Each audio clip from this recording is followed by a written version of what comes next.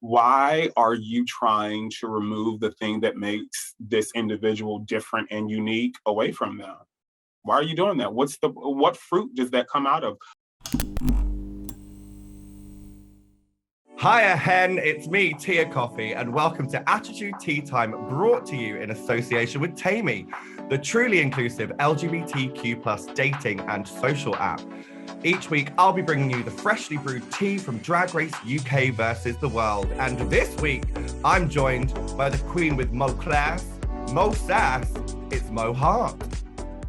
She used to be called Monique. Let's get into it. So, first things first, we've had a name change. We're changing things up. It's your artistry as it evolves. You've decided to change your name. Can you tell us a bit about where that decision came from?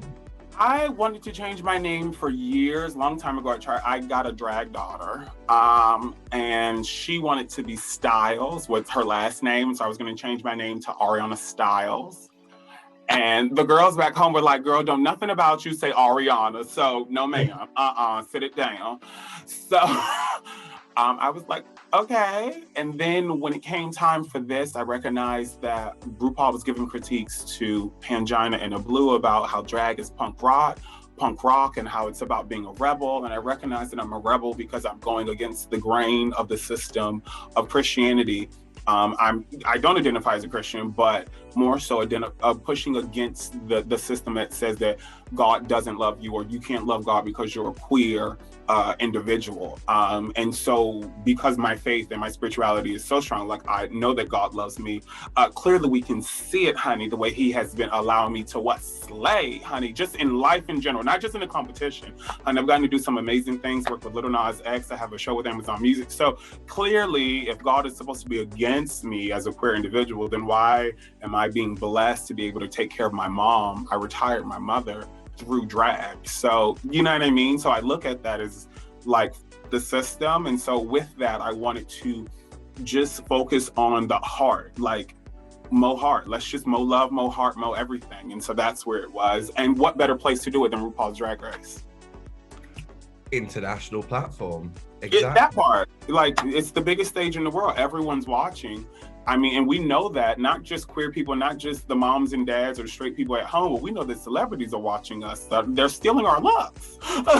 The celebrities look like drag queens on stage, you know what I mean? So everyone's watching. So it was a great time to do it.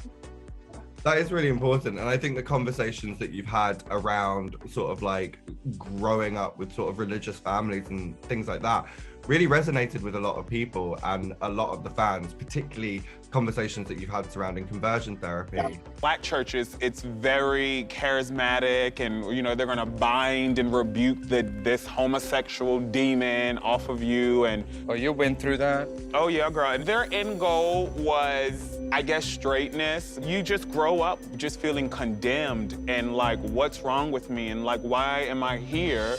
What has the reaction been for you to speaking on that? It has been a blessing. I will tell you this real quick, right? Because I know we're pressed on time. Before I came out, I got this word of encouragement from this lady, and she was praying for me. And she says, I see you standing in the middle of the ocean, right? And she says, I see you taking these buckets and you're dumping this like love over people. And she says, I see it coming out in the rainbow color. And I was like, what? And I didn't understand it at the time. And to be here and to see the response and see people go, like, this blessed me. This is healing my heart. You don't know, like, the shame and condemnation I used to carry around because of what people put on, what cis straight people put on queer people, you know, and having that wash off of them going like, I am enough, I'm beautiful, I'm worthy. Like, you know, people like to dehumanize us as queer people. So having a queer person with my background that I do from, you know, faith and whatnot, to get up on an international platform and say, hey, God loves and adores you just the way that you are. You're fearfully and wonderfully made. There's nothing wrong with you. There's nothing broken. That shifts things, and it's powerful. So I'm just blessed and honored to have been a blessing to other queer people.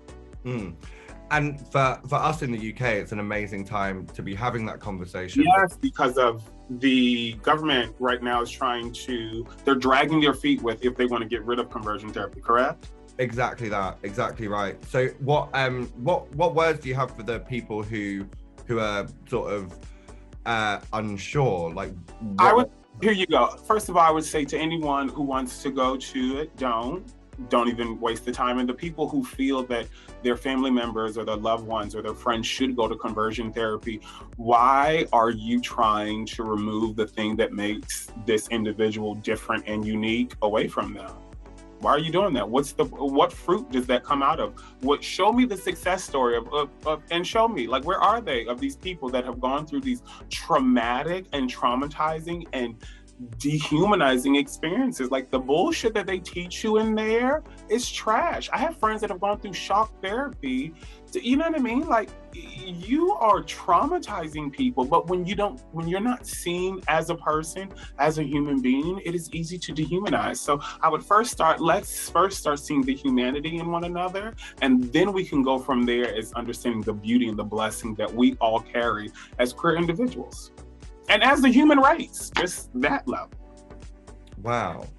I mean, have you considered becoming a professional TED Talk / Girl, we are working on it, honey, because I want to, just show up, look fabulous like this and just educate. But I mean, that's the truth. Like, here we go. If we just step back from the bullshit, we recognize that, here you go, you're a person of color, you're Black, I'm Black, right? And the whites at the time and systemically have still dehumanized us because they did not. If I can remove the humanity out of a person, then I can treat you like whatever. Because that's what separates you from me, right? So if it's not race, then it's sexuality. If it's not sexuality, then it's gender identity. It's always and it's just the bullshit, and it's just a power flex. And truthfully, I also say this, the people who are barking and preaching against queerness or gender identity, those are the people who are doing the most shit in the closet. So, like, stop playing. If we're being very, very honest, I mean, how many preachers and pastors, how many politicians, baby, during the pandemic, was it in the UK, Scotland, somewhere, there was some prime minister that got caught at a damn underground sex party that was queer. So you're like, and you trying to stop me from getting married to the person I want to love, but you want to go suck dick in the dark. No, baby, we're not doing that. I mean, profound words. I'm just enjoying this. I'm just like, I love you. Please continue preaching because I am listening. Right, let's get into the series. Let's talk about the show. I mean, it's been a run. Was this the final 4 that you saw when you walked in? Yes, because it was the final 4 that I knew. Yeah, like, here you go. I mean, I knew of Lemon, you know what I mean? Of course, I watched the season. I knew that Jimbo was more of a threat, only because I felt like Jimbo got chopped during his season. But you saw that Jimbo was, like, smart and witty and all these other things. Not saying that Lemon didn't do those things, but my eye was just on Jimbo for some reason. So coming in and seeing him, I was like, okay, she's the one to beat. No one knew Pangina, you know what I mean? So no one knew what she was going to bring. So when she started to slay, you were like, okay, so it's myself, Pangina, and Jimbo. And no lie, I thought it was either going to be Blue or Juju. That's, you can take Blue and Bagga, interchange them, but that's who I thought. And then as we watched the series play out, yeah, I was like, yeah, this will probably be the top 4. And then it was. So then boom. I mean, work. If we take it out of the top 4 for a second, who would you personally crown as Miss Congeniality? Janie Jacket. Oh, really? Yeah, like, her Congeniality, I felt like her and Pan, like, either or. I feel like Pan was very, very sweet and helpful, but I felt like Janie was very like, sister, you need anything? I didn't have something. She was like, here, sis, give you. Like, it's that real sisterhood, you know what I mean? Like, it's very much like at the back of a show. You're like, girl, I forgot my pantyhose and my tights up, and this, and your sister's like, boom. The fact that you didn't know her to do that, you're like, oh, that's your sister. She's the congenial one. She's the thoughtful one. So her. Taking it away from the congeniality for a second, there's been drama on this season. Like, there has been so much drama, starting from day 1. With Lemon getting chopped? not even Lemon getting shot, Blue coming and having that conversation with you right off the back, being like, we met before and I was not okay with it. What's going on? The first ever time I met you, I really didn't like you. We were at a gig in Belfast, right? And I was on the lineup. I was opening up for you, and it was Brooklyn Heights and all these massive queens. I was so starstruck. But I remember you were like, will you tie my shoelaces and like hold my garments, and then shouted at me for not keeping them off the floor. And I was like, oh my gosh, she's such a diva. But there was one thing on a previous Attitude interview. I think you mentioned that there was a big fight between you and Jimbo. And Mo, I can't wait. I hope our fight is on there because that was so funny. I can't wait for that. But I was scared. I was like, oh, she's gonna kill me. That we clearly haven't seen because Jimbo. Really, here you go. It wasn't a fight. We were having a moment. We talked about vulnerable things, or at least I did. And I was having a moment. I said something. Jimbo was trying to have a funny, and then also, I think this is the thing. It has been taken out of context because it was a moment. Like, I got pissed, and I had to remember, like, I'm on television, so how I respond as a Black man to a white man, because you got to remember this shit. Okay, Jeffrey Boyd Chapman, we saw how it goes down. The fandom will defend him, and I will be the villain, even though you offended me. You know what I mean? So I had to know. But then talking to him, I was just like, oh, you were trying to be vulnerable and funny at the same time, and it just didn't come out right. So what I love about the BBC and what I love about British reality is that it is more so they want to share the artist and share their story, and that moment would have been nothing but just trash television. So I'm very happy that they did. So yeah. Have you noticed that there's a big difference between the way that Drag Race UK is produced versus the US season? Very bad. It's completely different. But then remember that I did 2 seasons of US and 1 international. So being able to lean in, you kind of very that. Like I was talking to one of the head execs, and they were like, I said the same thing. And they said, well, we noticed that you really didn't like warm up to us in the beginning and like feel safe to trust. Cause I was like, baby, I can't trust y'all because things work different, you know what I mean?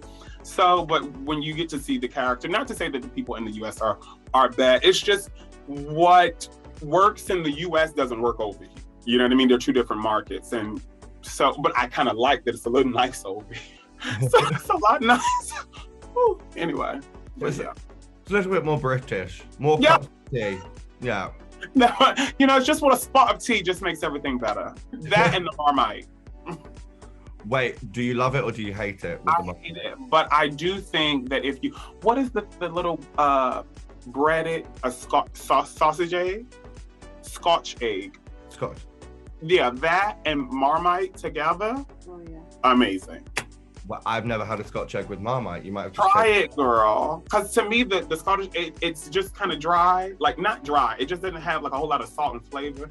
So that little seasoning gives it everything it needs, girl.